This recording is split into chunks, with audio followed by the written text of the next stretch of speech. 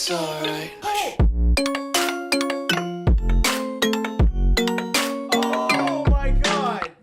Oh my god! Yo guys, what is up? Max here on a Borderlands 3 video, and today we are updating Galactic Flak, a 3-shot fadeaway flak build. Now this 3-shot fadeaway flak build stagecoach kind of meta was originally set by Daquan and Retort, who came up with it. I am just using that meta and kind of building off of it, showing you guys how I like to play it, just to give you an FYI. Also, if you guys do enjoy the video, be sure to drop a like, comment, and subscribe. Hit that bell. I've never said that before, but hitting that bell is really, really awesome to get notified when I post a video. And with that, guys, let's get into the video. Alright, so showing on screen right now is the updated skill tree for Galactic Flak. Now, there are a few floater points, meaning points that you can put them wherever, but I am really, really happy with this skill tree. Now, this, right off the bat, you're going to notice is a green tree, red tree, double capstone build with 3 and Persistent Hunter. This setup is very, very popular and is very, very strong. Now, where we're going to get more personal with it is in the gear and the weapons, but this skill tree works really, really well. The power of Megavore with all of Flak's crit skills and the bonuses in his green tree are super awesome and give us so much damage. Now, some points that I played around with were all my BFFs. 1 point versus 3 points here.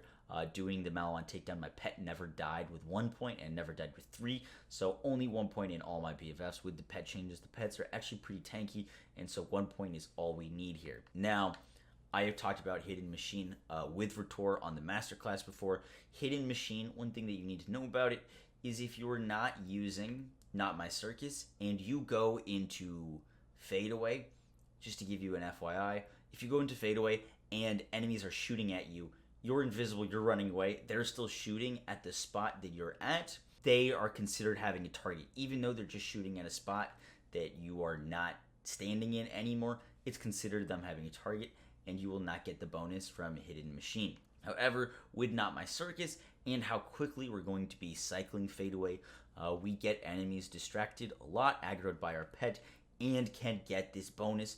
I tried 5 points in this, 0 points in this, and it was definitely more damage. I could tell the difference using Hidden Machine, so I do recommend that. Now, the biggest change to Flak since when we last made this build is Rage and Recover. Rage and Recover was only granting 1/3 of its healing.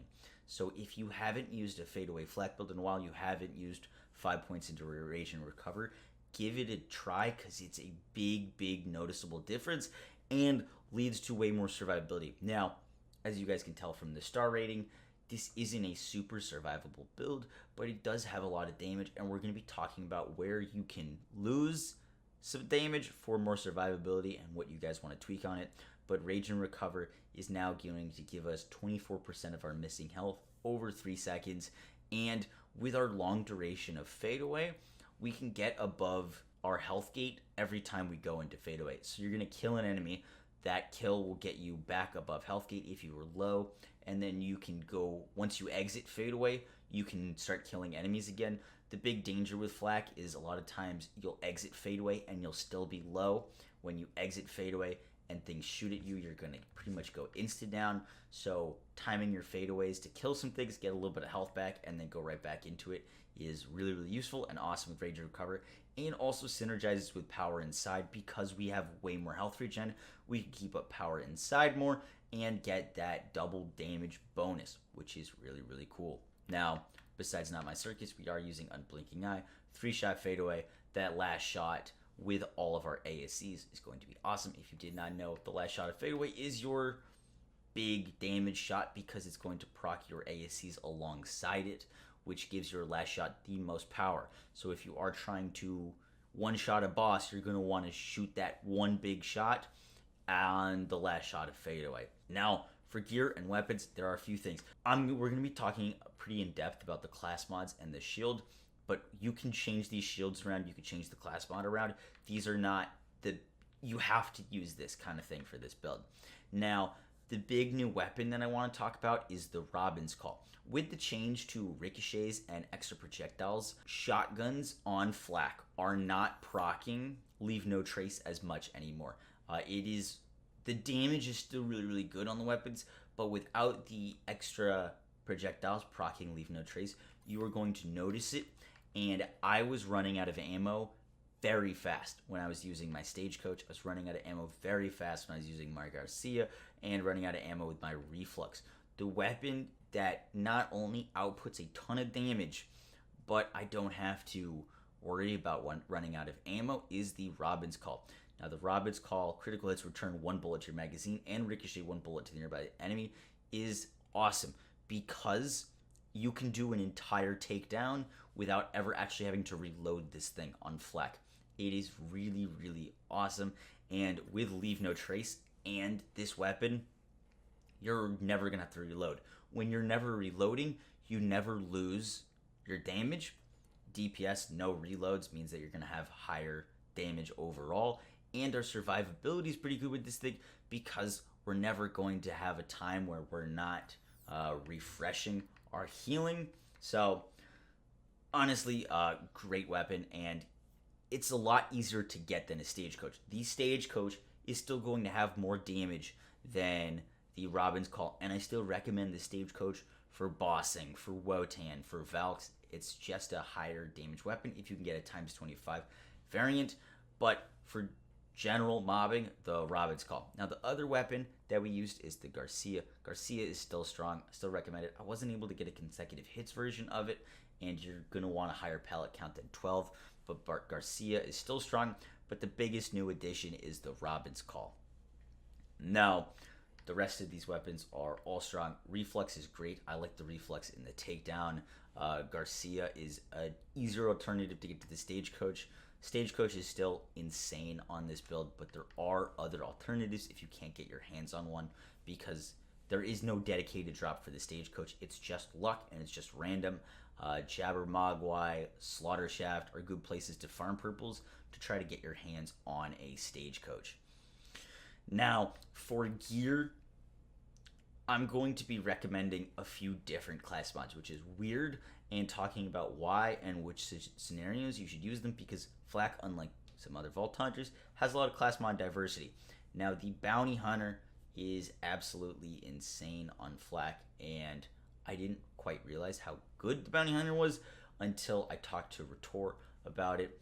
Now, Ritor, being a very knowledgeable Flak player, informed me that the Bounty Hunter's bossing treatment and the skills that it boosts is one of the highest damage that you can get on Flak, because one, most dangerous game is going to be active pretty much all the time when you're mobbing and bossing on Flak, and that is going to give you a ton of gun damage and a ton of critical hit damage.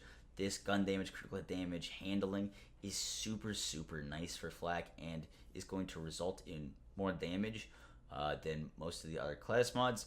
But the biggest thing is the Hunter's Eye bonus. Now, when we are fighting bosses, the Hunter's Eye armor damage applies. So any boss, we're going to get the bonus damage of critical hit damage. We're going to get armor damage and damage reduction. The armor damage is V2 damage, meaning that it is multiplicative. Instead of being additive with all of our other bonuses, we are going to be getting a plus 42% boost, but that's not all. Big Game actually is going to boost that, so we're getting a 1.3 multiplier on top of that 42% to give us a big damage multiplier, and that is why the Bounty Hunter is so good for Flak. Now, the other two class mods are the Cosmic Stalker and the Stackbot. Both of these are really awesome class mods. Now, the two main ones I'm going to be recommending are the Bounty Hunter and the Stackbot. The Cosmic Stalker is really good. We'll talk about it in a second. But Stackbot has a very awesome effect, especially if you're using a weapon like a Stagecoach. Now, this kind of relies on how good weapons you roll and how well you roll your Stackbot.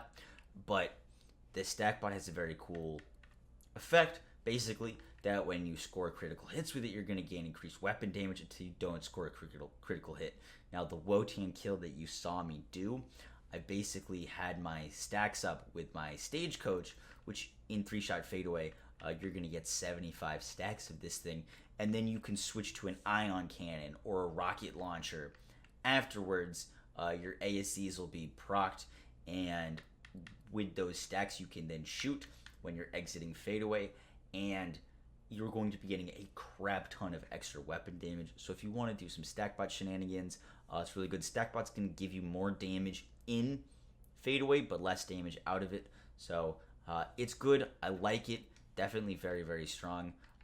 Mainly, I use the Bounty Hunter. Lastly, to talk about the Cosmic Stalker. Cosmic Stalker is also really strong. Regarded as one of FL4K's best general mobbing class mods. The big thing that you guys need to know about the Stalker that maybe you didn't know is R1, for example, is going to be boosting in Interplanetary Stalker and Big Game. The bonus to Big Game, this Hunter skill effect plus 60%, doesn't apply to Interplanetary Stalker's damage stacks. So we get 3 stacks of 14%. This big bonus, 60%, doesn't apply to that, which hurts this class mod, and that's why I am recommending the Bounty Hunter. But Cosmic Stalker, if you have a really good one, is still awesome. The main thing is just go with whatever one you have the best roll on, and you're going to be looking for weapon damage, Jacob's weapon, critical damage, and shotgun damage to get the absolute most damage here. For artifact, I recommend the Pearl. I tried a Last Stand auto idle. I tried Icebreaker auto idle, and while the healing is nice, and if you want a little less damage, going for an auto idle is going to be very, very nice. But I generally recommend a Pearl. You're going to be looking for magazine size and health regen on it. It's just so much damage that it's hard not to use. Next up, shields. Now, there's a bunch of options for shields. The most impactful or highest damage shield you can use in the game for this build is the one-shotter shield. It is a awesome amp shield that works very well with multi-pellet weapons, basically giving a lot of amp damage to multi-pellets versus things like the rerouter do not give a bonus to all of the projectiles versus the one-shotter will. So one-shotter with all of these multi-pellet shotguns is really, really awesome. One thing that I don't know if I mentioned, but the reason we're using Jacob's weapons and these high pellet shotguns is because there's synergy of ricocheting and proccing head count, which is going to give us the fastest time cycling in and out of fadeaway. While we're in fadeaway, we do a ton of damage, and we have health regen, and we have good survivability. While we're not in fadeaway, we don't have any of those things. So using these weapons allows us to keep up fadeaway very, very quickly, and as the term goes, cycle fadeaway. Back to shields. One-shotter, most damage. I'm trying to go a little bit faster. Stopgap. This stopgap, in terms of survivability, if you are struggling with survivability on this build, this is the best thing you can use. A stopgap with the on-action skill Startanoid. Anytime this triggers, you're going to be immune, and you're just not going to take any damage for 5 seconds. This works really, really well on FL4K, and is what I equip for like takedowns because it's awesome.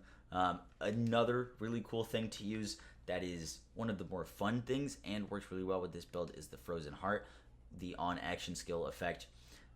Frozen Heart with the on-action skill start effect, you're going to freeze everything, giving you easy access to headshots, and because everything's frozen, you're not going to take much damage from them, and you're going to get healing. This is also a really awesome option. I wanted to show off all these options because I can't really decide which one's my favorite. The one that I have been enjoying is the stopgap with an ASC. That way I'm getting some tankiness, I'm getting some immunity, but I'm also getting my ASCs is what I've been enjoying. But there's so many awesome options here that you can use. This one's given me some movement speed, which I really, really like because it makes me speedy on FL4K, and I like being speedy on my characters. Lastly, the Mitosis Hunter Seeker is great. It'll stack Pearl for you if you want to do that, and also using things like the It's Piss for the 20% increased damage. You throw that while in fadeaway right before you're about to melt the target. It's going to give you another 20% V2 increased damage, and is just very, very strong.